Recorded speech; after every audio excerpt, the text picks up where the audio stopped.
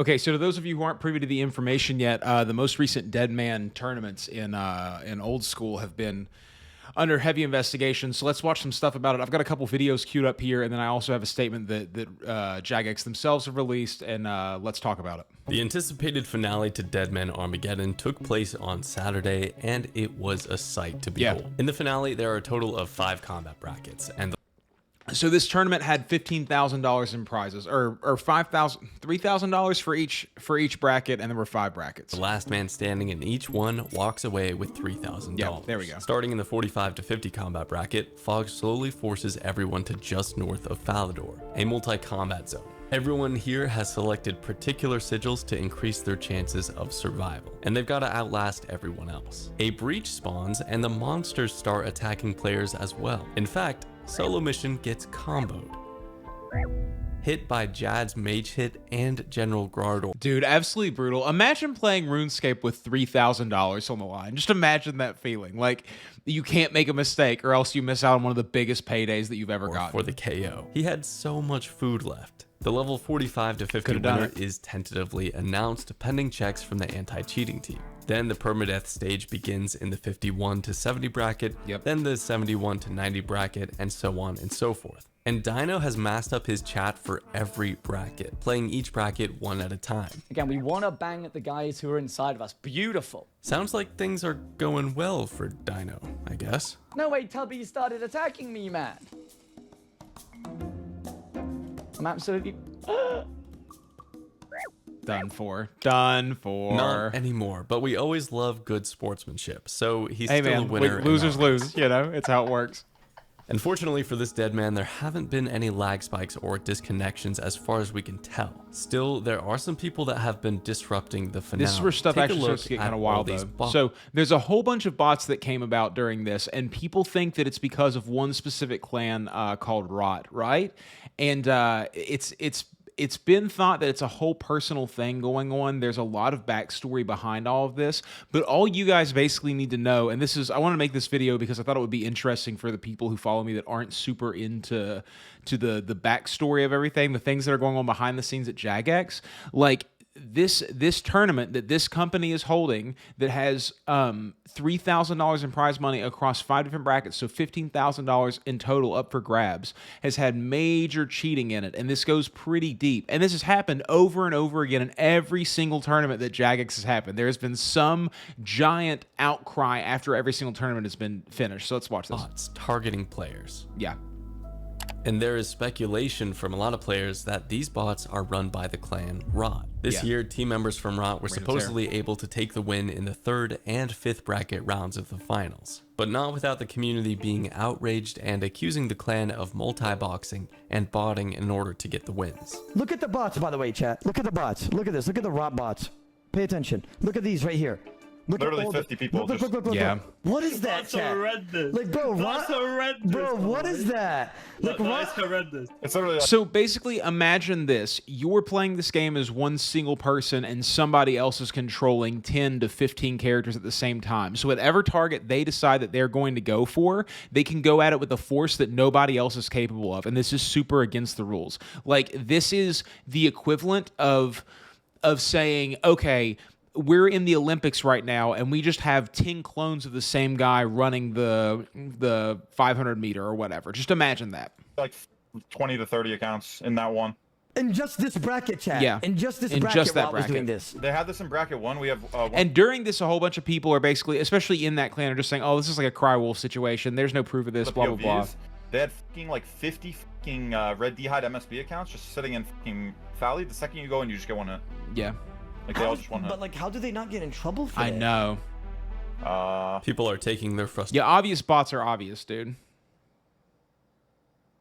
We have a little bit left to of this. X and Reddit calling out the clan. And the community wants Jagex to take action. Now, it's not for sure. As they should. It's their tournament. You know, this is the thing that I think is really interesting about these sanctioned by game company tournaments, is that they've never not had controversy. If you go back to the Blizzard tournaments, if you go back to tons and tons of League tournaments, there's always been these kinds of controversies, and people haven't known how to read them. And I honestly sort of feel like that these companies need to not ban all tournaments that involve their games, obviously, but I think they need to stay out of it. I think that they personally don't need to be putting these tournaments on because it's just a lose-lose situation for them.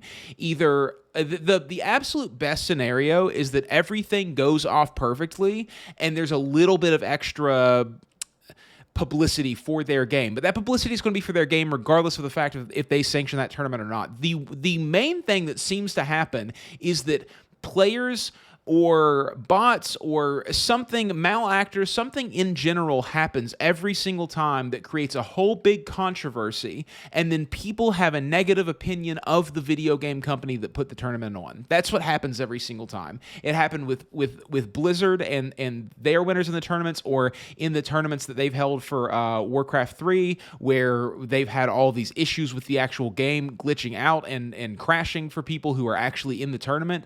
Tons and tons of issues. And there's no win case for it. Who these botted and multi-boxed accounts belong to. However, Jagex has acknowledged in their latest news post that they will be looking into it, stating there will be swift action taken against any participants who broke the rules. And this means that if they find any connections between the bot accounts and the winners, such as a web of trading activity or IP addresses, then... But there's so many ways that it could be done outside of that. You know, the bots don't necessarily have to be directly connected. It's like you almost have to run the entire tournament over again and keep a closer eye on these things. Make sure that these characters are moving independently and try to write some kind of code that checks for this kind of bot behavior. I'm still a little bit confused by how there aren't any checks in place for this already. Like, seeing a whole bunch of characters move in unison seems like it should be, after so many times, there should be a level of coincidence that is no longer acceptable, and then you have to appeal and make some kind of case for the fact that you weren't botting, you were just happened to be moving in line with all these other people for 100 different game ticks or something. The old school team can probably ban and disqualify any associated accounts, and it's pretty safe to say we can expect the results of Jagex's investigation. But the problem is, and this is the whole issue, is like just banning the accounts and just giving the money to the second place people isn't good enough, because it's the butterfly effect in this situation. If those bots are doing this throughout the tournament, the person who is in 30th place could have been the winner, and it's just this whole situation that now there is no good outcome for. Sometime this week. But in the meantime, what do you think? And if you have any evidence... Okay, so let's see which one of these came out first. This came out one day ago, and this came out on the 7th, which was also one day ago. So let's go ahead and watch this video. This is another video from RuneScape Chronicles, and this is an update on it, and then we'll read Jagex's On our Monday post. episode, we covered cheating allegations made by the community about the clan Reign of Terror, or ROT for short. And so since then, we've done some investigation and found new information. Content creators participating with ROT uploaded their perspectives of the event, and that may have been a mistake, because we can see from one of their perspectives that there are sightings of these multi-boxed and botted accounts in the official ROT Friends chat. Whenever right-clicking piles of players, it seems Friends chat members have white text, and non-Friends chat members' names are in red text. Also, these Friends chat members have smiley emoticons next to their names, and that means that they are friends with the owner of the Friends chat, who is part of the ROT staff. This is implicating for the ROT clan. Take IDF Frame for example, the same account that is in Falador Square in the stack of bots. And now if we go over to the footage, we can see he has a white name and a smiley rank, meaning that account is in on the ROT staff's friends list. But don't just believe one example, here's another. IDF Mandy in the stack of bots in Falador, IDF Mandy in the friends chat. ROT went again in the stack of bots in Falador, ROT went again in the friends chat. Well, why don't they get banned? I mean, does RuneScape have a really big botting problem? Yes, in general we do. It's interesting that Zach made a video about this, by the way, that Aspen was out here talking about this. But yeah, no, RuneScape has a massive botting problem, and it's the interesting reason for why Iron Man accounts, I think, have become so incredibly popular, because the economy is sort of being upturned in an interesting way by the bots. But like, as fast as they can delete them, many more are being created. That's a big part of what's going on in RuneScape. The code is so old and so difficult to work with that it's so hard to not break anything by trying to go in and fix loopholes for things, you know? Like, as someone who has a lot of friends in RuneScape who have played this game a lot and who have at times used botting, I've heard that it's not a very difficult thing to do, that basically any teenager who has a working knowledge of programs could easily download things and make it happen. That it is very, very simple. And yes, your chances of being permabanned are definitely there. And I would never do it because I don't want to lose my accounts to these situations. But it's definitely a thing that is there, and it's a problem. And that's what makes me so weirded out about tournaments like this, that they're not super vetted, that anybody can participate, that it's not invite only, that there's not a set amount of people, that because when RuneScape knows that they have these problems, when Jagex is aware that this is a thing, they're just opening themselves up to this issue. And like I said previously, it causes an upending of the entire event, because now all the things that have happened during the tournament, you don't know if they were affected by the bots being there or not, and they probably were. So people who could have been in 30th or 50th place might have been the winner if it wasn't for all these bots being here. Players are unable to change their RuneScape names mid-tournament, so these are definitely the same accounts. Rot staff had to know about the bots because those were exclusive friends chat channels other people couldn't join, and they were clearly marked as friends of the friend chat owner. These specific bots shown here were in bracket 3, but players are reporting that they were found in all brackets. A Reddit user and look at that. I mean, look at the movement there. In bracket 3, but just players are done reporting for, that you know, they just were like being found in swarmed all by brackets. bees. A Reddit user named IntelligentNeck2362 made a post analyzing a Rot member's perspective from the bracket 5 finale. If you pay attention to the black cursor in the video, you can see that these accounts look exactly the same as the ones in Falador Square. And then if you look at the minimap, those players are purple dots, meaning Which they is are in their the same NFC. friends chat as the Rot member. So even before this video has come out and shown this new information, players were already confident it was Rot. Players have taken to X and Reddit, outraged at Rot, not least for damaging last Saturday's event, but also for their reputation for threats, DDoSing, and doxing of opposing clans and their family members. The name of their clan is telling, and the death threats they've sent. And like, I mean, just to be completely honest, I just find it kind of sad that people have this kind of outlook on the world, that they want to damage other people so badly, that they want to dox them, that they want to ruin their time on the internet, that they like, it's a video game. You know what I'm saying? Like, I just think that it's you know, it's just something else. I hate that people feel that way, and that they feel like they need to go after other human beings and ruin their lives over something that happens in a video game. I just think it's crazy. Content creators, myself included, pale in comparison to what they've done to other people. And it seems many members of the community want them disqualified from their 5th bracket win. Some members of Rot may face consequences from Jagex from this. And in Rot staff's own words from a few months ago, perhaps they all knew it was coming. As of making this video, Let's read that comment.